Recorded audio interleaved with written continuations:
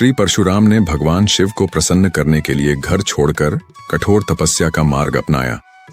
उनकी अत्यंत निष्ठा, अटूट इच्छा और अविचल ध्यान को देखकर भगवान शिव अत्यंत प्रसन्न हुए।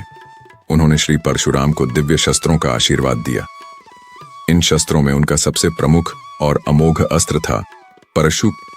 भगवान शिव ने परशुराम से कहा, वत्स, अब तुम धरती को अधर्मियों, दुराचारी लोगों, राक्षसों, उन्मादी शक्तियों और अहंकार में अंधे व्यक्तियों से मुक्त कराओ।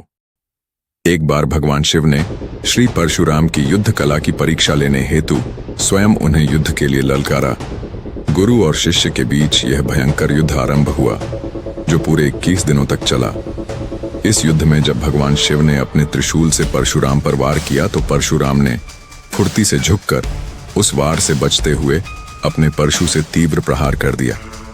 यह परशु सीधे भगवान शिव के मस्तक पर जाकर लगा और वहां एक गहरा घाव बन गया।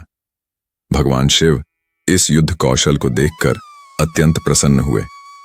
उन्होंने परशुराम को हर्षपूर्वक गले लगा लिया और अपने मस्तक पर पड़े उस घाव को सदा के लिए एक गौरव चिन्ह के रूप में संजो लिया, ताकि उनके परम शिष्य की यश गाथा सदा अमर और अजय बनी रहे।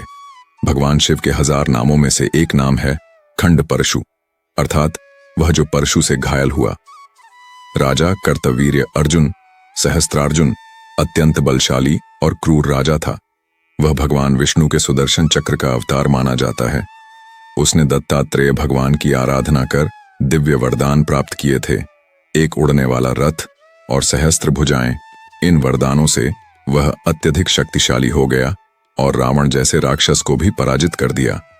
एक दिन कर्तवीर्य अर्जुन परशुराम के पिता जमदग्न ऋषि के आश्रम पर पहुंचा।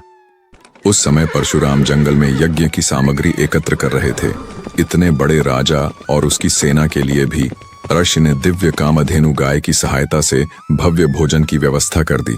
जब राजा को इस रहस्य का पता चला तो वह उस गाय को हड़पना चाहता था। ऋषि के मना करने पर उसने कामधेनु को बलपूर्वक छीन लिया। जब परशुराम लौटे और उन्हें यह पता चला तो उन्होंने क्रोध में आकर कर्तवीर्य अर्जुन के महल पर धावा बोला।